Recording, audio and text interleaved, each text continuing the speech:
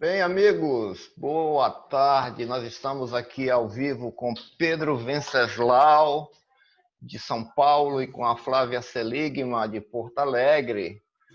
Eu e a Flávia vamos conversar com o Pedro Venceslau, jornalista intrépido, que atua principalmente na editoria de política do jornal do Estadão, o Estado de São Paulo. O Pedro está baseado em São Paulo. Mas o Pedro é um multifuncional. Ele também tem um programa na Eldorado FM 107.3, que é o Pedro em Série, que são programetes deliciosos nessa maravilhosa rádio Eldorado FM, a rádio que eu sintonizo aqui em Fortaleza, né? A rádio dos melhores ouvintes, não é, Pedro? O Pedro é um Opa. cinéfilo viciado em séries, mas é um jornalista que cobre política no Estadão. E com ele nós vamos conversar sobre essa conjuntura. Pedro, tudo bem? Tudo bem com vocês aí? Tudo tranquilo? Tudo sob controle. Tudo Flavinha, tudo quarentenado? bem? Como é que está Porto Alegre? Tudo bem. Tá chuvosa. Olha só, Pedro, Começou o obrigado. inverno.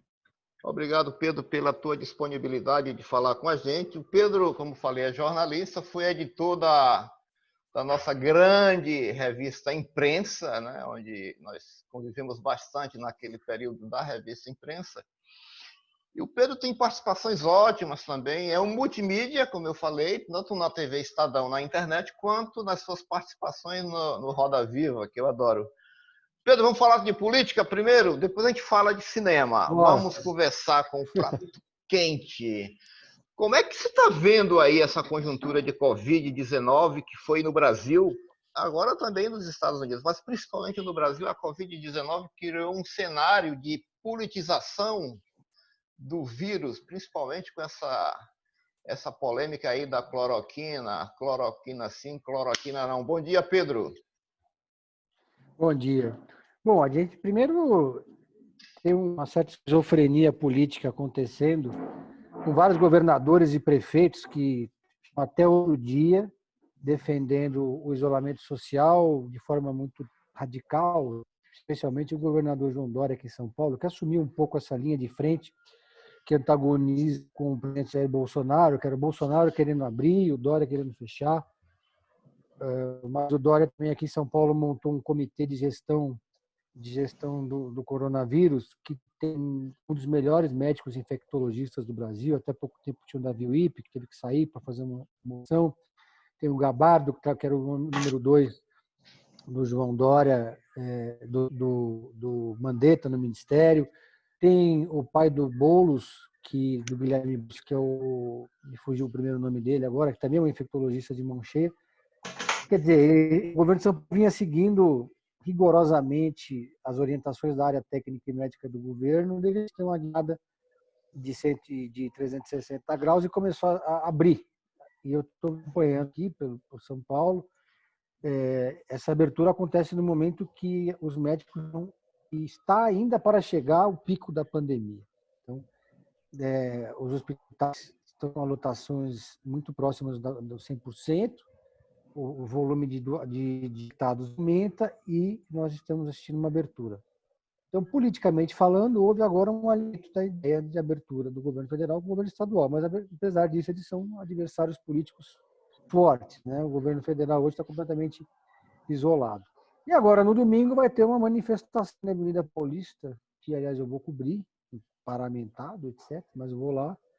Uma manifestação organizada pelas torcidas uniformizadas, a segunda manifestação, e também por grupos anti-Bolsonaro, mas uma manifestação que não conta com o resto desses grupos que surgiram recentemente de oposição ao governo, o 70%, os Juntos, entre outros.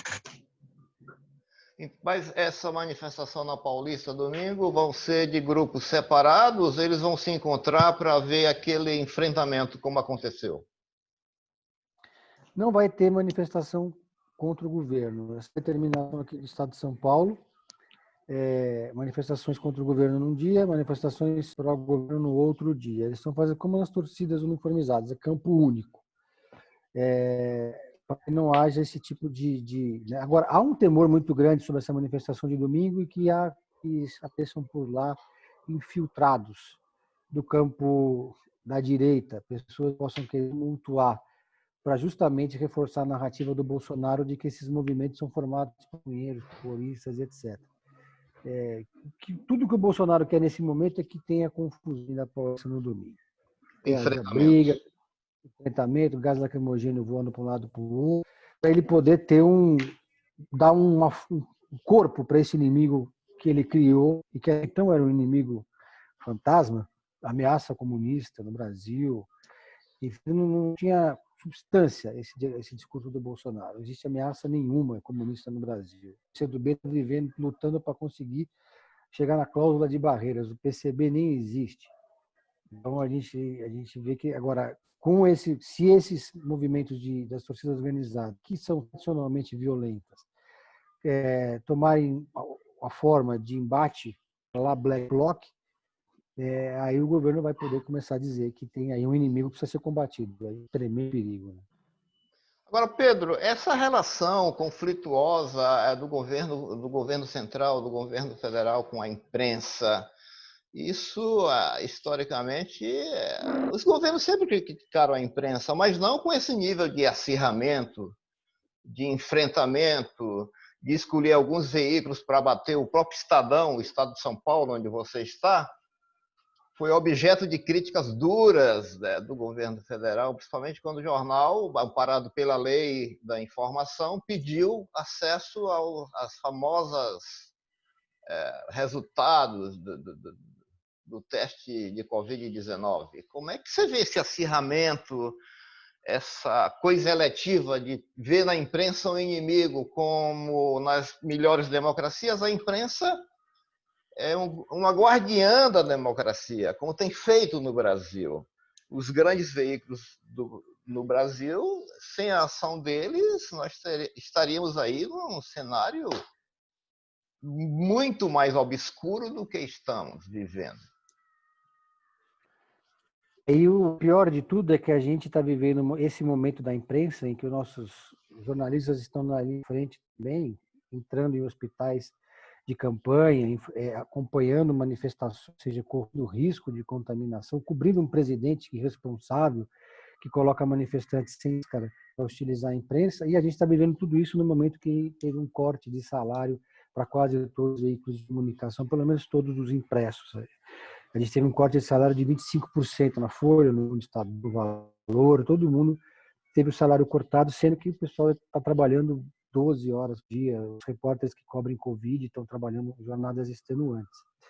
Não bastasse isso, tem um presidente que ataca sistematicamente a categoria dos jornalistas. E o jornal, não só as empresas, ele fez chacota com essa questão dos cortes de salários, ele ofende, aumenta, humilha os jornalistas que fazem a cobertura diária do Palácio do Planalto, tanto é que a Folha e os veículos decidiram não mais cobrir, ficar ali no cercadinho da imprensa. Foi uma decisão para preservar os jornalistas desse assédio moral praticado pelo presidente diariamente. É um presidente que, notoriamente, abastece com dinheiro público uma rede da esgotosfera da internet, que produz fake news, está comprovado. Tinha até um site que recebeu de governo para anúncio oficial que falava sobre múmias interplanetárias. A gente descobriu isso ontem. Outro site falava sobre as portas do inferno e tinha um sites pornográficos que receberam dinheiro do governo. E hoje a gente fica sabendo que o governo tirou 86 milhões de reais do programa do Bolsa Família, que segundo o Ministério da Economia estaria sobrando, para a comunicação do governo. Para a comunicação do governo jogar esse dinheiro e abastecer essa rede de fake news do governo. O governo que, do ponto de vista da relação com a imprensa, não é nada republicano, que desautoriza a imprensa profissional e age em detrimento dessa imprensa para valorizar apenas esses blogueiros terraplanistas, né? Então, o presidente não fala, não dá entrevista para os grandes veículos, para os jornalistas sérios e profissionais, mas fala com esses blogueiros que têm fazendas, links e outros instrumentos de propagação de fake news. Então, é um governo que muita gente acha que tem estratégia, que o presidente tem estratégia. Eu não acho que ele tem estratégia. A estratégia exige uma certa inteligência que o Bolsonaro não tem. Um presidente tão tosco que ele é incapaz de passar num plano, qualquer plano que seja. E o pior, essa propaganda do governo dando dinheiro do Bolsa Família não é propaganda para falar para as pessoas usarem máscara, para alertar a população. É propaganda que se dissolve nessa rede obscura, sites governistas e de blogs. Eu lembro quando o governo era do PT, era o governo Lula, aí também botava dinheiro em blogs, chamados blogs progressistas na época, e era muito crítica por isso. Eram blogs que tinham rosto, eram blogs, de certa forma, noticiosos, embora muito governistas. Era questionável, mas eram blogs que atuavam regionalmente, então havia uma alegação séria de fortalecer veículos regionais e a mídia regional, porque também havia um embate entre o governo e a imprensa. Não era tão violento como ele é hoje, mas eu acho que isso também faz parte da democracia. Então, a relação, voltando para o que você disse, da imprensa com o presidente, ela é ruim em todas as formas. Agora, a gente viu o que aconteceu com a repórter fotográfica Gabriela Biló, minha colega e minha grande amiga, que ontem ela foi lá cobrir aquela infame daquela... Eu até evito falar o nome da pessoa para não dar cartaz para essas sujeiras. Isso, eu também Mas é uma evito falar ativista. alguns nomes. Essa ativista de extrema-direita, que queria trocar socos com o presidente do Supremo, o ministro Alexandre de Moraes, aliás, ela foi alvo de uma ação da Polícia Federal, a Gabriela Biló estava lá, e aí os aliados, os militantes, os acelerados, viram a Gabriela Biló lá, foram lá, os ratos tal, descobriram, botaram na rede a foto da casa da mãe dela, os dados pessoais dela, exporam ela de todas as formas. Isso aconteceu com várias outras colegas, como a Constança Rezende, do Globo, que agora está no UOL, que é do Estadão, que também foi alvo de ataques. Então, hoje a gente, quando vai fazer qualquer matéria contra o governo não, crítica, ou denúncia ao governo, porque não cabe ao repórter ser contra o governo, a Claro. gente tem que tomar uma série de medidas de segurança. A gente tem que tomar medidas do tipo, dependendo da matéria. Teve um colega meu que fechou todas as redes sociais antes. Você tem que tirar os rastros, porque senão as pessoas vão lá e te tentam destruir a tua reputação, que é a linha à vista, né? O Olavo de Carvalho tem essa linha filosófica. Falam que ele é filósofo, ele não é filósofo, é astrólogo. É um lunático astrólogo e completamente, enfim, louco, mas que tem essa linha de você atacar violentamente quem é crítico do seu projeto. Então, E que virou ideólogo, é o ideólogo desse governo. Eu não jamais compararia com o Golbery, porque o Golbery era um intelectual, um estrategista, sem entrar no mérito do que ele acreditava, mas um grande estrategista. Não se pode falar o mesmo desse rapaz que mistura astrologia com quiromancia, Escatologia, né? escatologia e outras gias aí. Flávia, você quer fazer uma pergunta? Eu quero porque é uma coisa que eu acho que tá assim na ordem do dia, né? Na verdade, o que eu sinto da imprensa hoje é que a imprensa está se sentindo ofendida, né? E eu, como jornalista, me sinto absolutamente ofendida no momento em que há um desrespeito total por parte do governo, porque as pessoas estão ali trabalhando, estão ali se arriscando. O colega falou ali, o Pedro falou que realmente as pessoas estão 12 horas, 14 por dia se arriscando no meio de uma pandemia para fazer uma cobertura justa, que deveria ser respeitada, e estão sendo ofendidas direta, assim, por esse desgoverno, principalmente em Brasília e em outros lugares, mas em Brasília que eu acho que é o grande foco. Eu queria perguntar sobre esses veículos que resolveram retirar os seus profissionais dessa cobertura, principalmente dessa cobertura mais direta, assim. Queria uma opinião sobre isso, se ok, se é exatamente isso que a gente tem que fazer no momento desse, ou partir para o enfrentamento. Não sei, queria que vocês conversassem um pouco sobre isso. Eu sou a favor de que todos os veículos saiam e abram mão de serem expostos esse tipo de assédio moral do presidente da República. O problema é que parte da imprensa hoje é completamente alinhada ao presidente. Então, você tem lá Rede Record, Bandeirantes e SBT, principalmente, são 3 emissoras que são bolsonaristas. Ponto. Né? Havia muita dúvida sobre a CNN, mas ela está mostrando muita independência, apesar do presidente da CNN, Douglas Savularo, ter vindo da Record. Ela tem feito uma cobertura porque ela contratou os melhores profissionais do mercado, então não tem como a emissora se alinhar com o governo tendo esses profissionais. Agora, a TV Record, ela é assim como o Centrão, né? É a emissora Centrão. Então, tem governo, sou a favor. Tá? A TV Record foi petista, foi tucana no Fernando Henrique, que foi petista no governo Lula, apoiou, tinha foto do Edir Macedo com o presidente Lula. Os jornalistas mais à esquerda ganharam projeção na gestão Lula na emissora, Paulo Henrique Murim, caso do Rodrigo Viana, entre outros colegas, que depois que acabou o governo petista foram colocados na geladeira, e alguns demitidos, o Rodrigo Viana foi demitido na semana passada. São emissoras que têm compromisso com o governo. São emissoras que, quando fazem entrevistas com o governo, fazem entrevistas amigas. Essas emissoras não vão abrir mão de ficar. Então, é uma decisão importante que os jornalistas não se exponham e saiam desse espaço, mas do lado está entregando de bandeja o presidente para essas emissoras chapa branca. O SBT, inclusive, acabou com o seu telejornal só para não ter que dar notícia ruim contra o governo. O Silvio Santos querendo recriar a Semana do Presidente, que é um programa totalmente chapa branca da época da ditadura militar, fica jogando confete no presidente da República. Então, isso aí é muito constrangedor para os profissionais sérios que trabalham nessas emissoras ter que aceitar esse tipo de linha do canal. Né?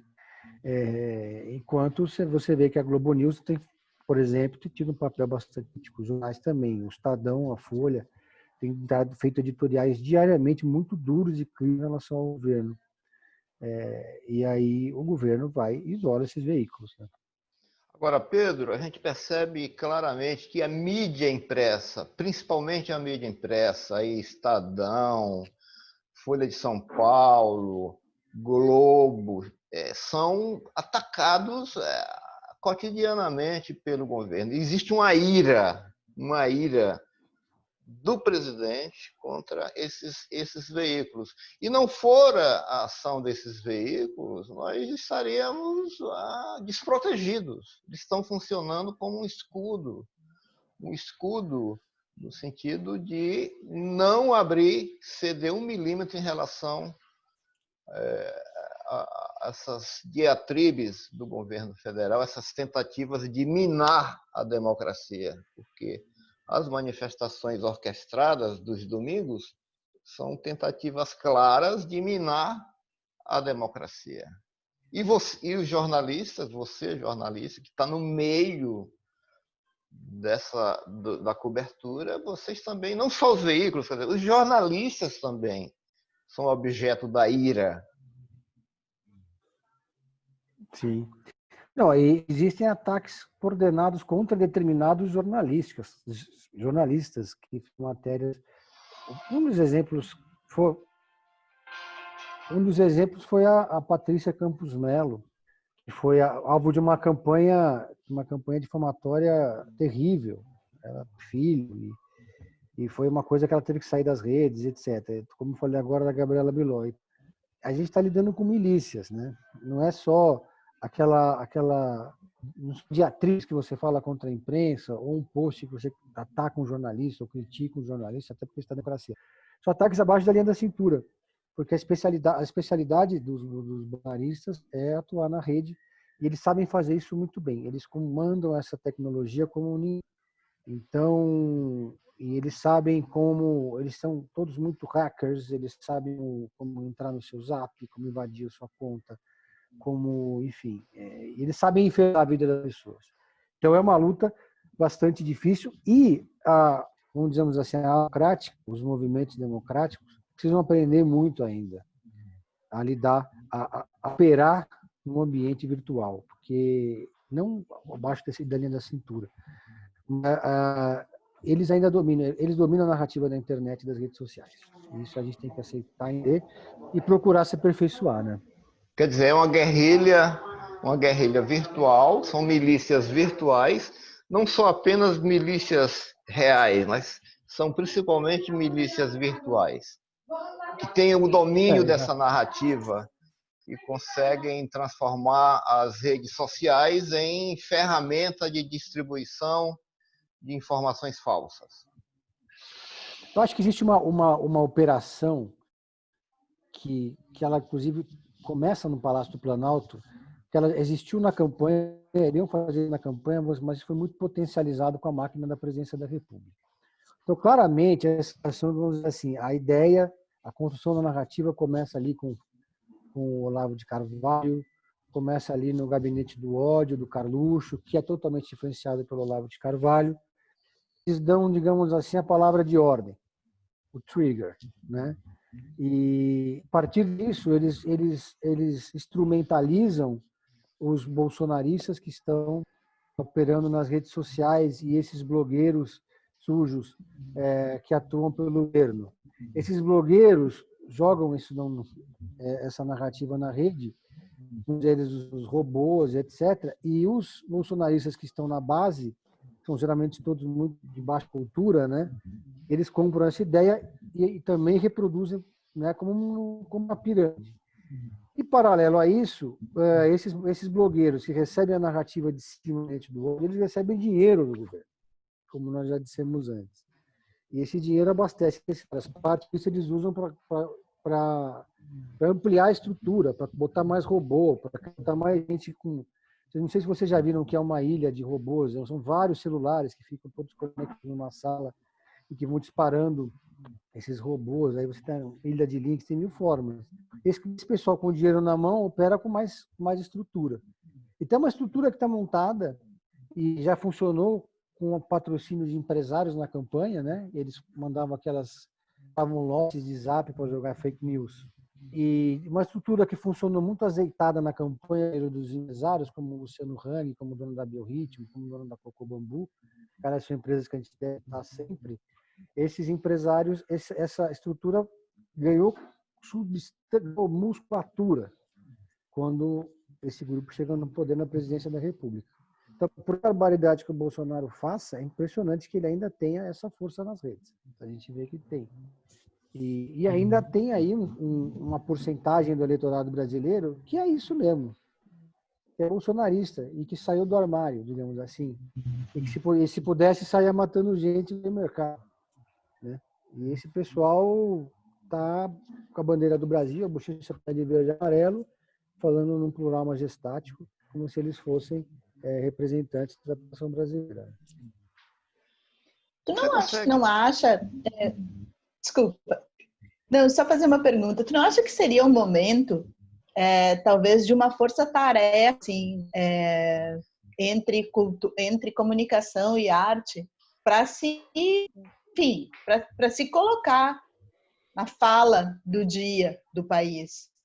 Veículos de comunicação, blogs, profissionais que não estejam alinhados com essa oligarquia do poder e que, enfim, de alguma maneira alguém tem que contestar isso, né?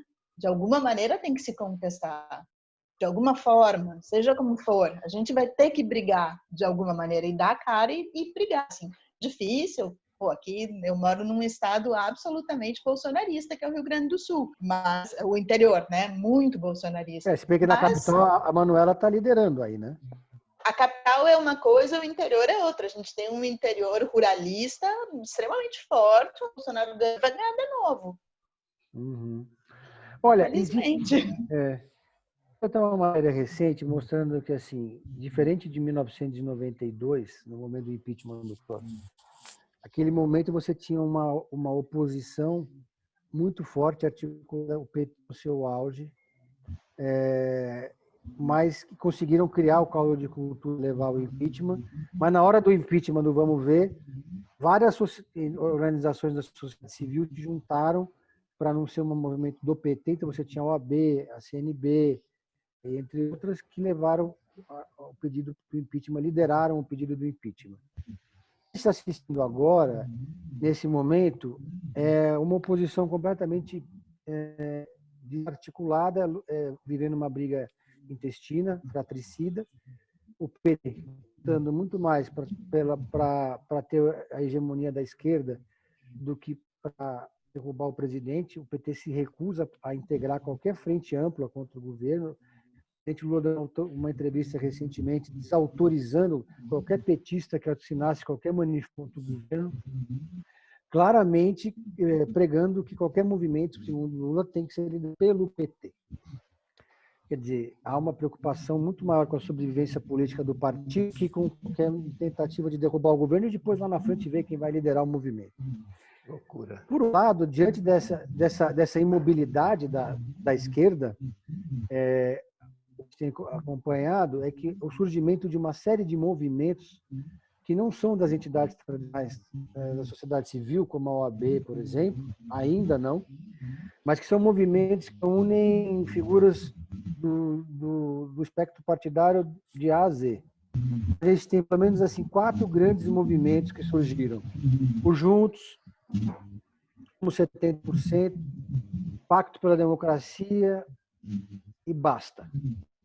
Cada um com uma formação diferente. Por exemplo, o Basta, formado por juristas, advogados, de várias frentes, etc. O Pacto pela Democracia é um movimento que eu considero o mais forte hoje, porque ele reúne 130 entidades diferentes. Então, ela vai, assim, da Rede Nossa São Paulo, que é do Odê de Gragelli aqui em São Paulo, que é um cara mais à esquerda, ao SOS Mata Atlântica, que é ambientalista, ou seja, todos os insatisfeitos início se juntaram ali. Também faz parte a Rede Nossa São Paulo, também faz parte os grupos de ação política, que são todos mais à direita, o Renova BR, etc. Também faz parte outras organizações, como o CLP, do Luiz Felipe Dávila, enfim. São entidades e outros são uma liderança. Esses grupos estão começando a ganhar mais projeção, porque eles não são ligados a uma força política, eles não têm interesse eleitoral de fundo, eles estão reunindo, embora ainda de forma muito difusa, os insatisfeitos com o Bolsonaro. São esses grupos, depois da pandemia, vão levar a gente para a rua, né? Por enquanto, quem está levando gente para a rua são as torcidas uniformadas, sobretudo a Gaviões da Fiel. Agora, esses movimentos estão ganhando adesões. Então, você tem o Fernando Henrique e o Haddad, que, aliás, foi desautorizado pelo Lula, passando pelo Flávio Dino, que vem se tornando uma grande liderança do Brasil, governador do Maranhão, do PCdoB. O Paulo Santana, governador do Ceará, participou de um ato virtual agora, acho que na semana passada, na sexta-feira, com o Fernando Henrique e outras lideranças. Ele é uma liderança dentro do partido, um outsider, Sérgio, assim, dentro do PT. Mas então acho que a tendência é um pouco essa, né? E esses movimentos vão criando uma massa de cultura dentro das redes sociais também. E aí você vai construindo uma resistência ao governo Bolsonaro, que também vai explodir essa resistência nas ruas quando as ruas estiverem abertas. Por enquanto ainda não. Pedro, nós temos um problema de tempo agora. Eu queria agradecer você pela participação nessa primeira parte da nossa conversa e queria agendar uma segunda conversa contigo na próxima semana. É possível? Claro, com certeza. Estou aqui. Quero agradecer a Flavinha também pela participação, ok? Tá bom. Legal. Grande abraço. Valeu.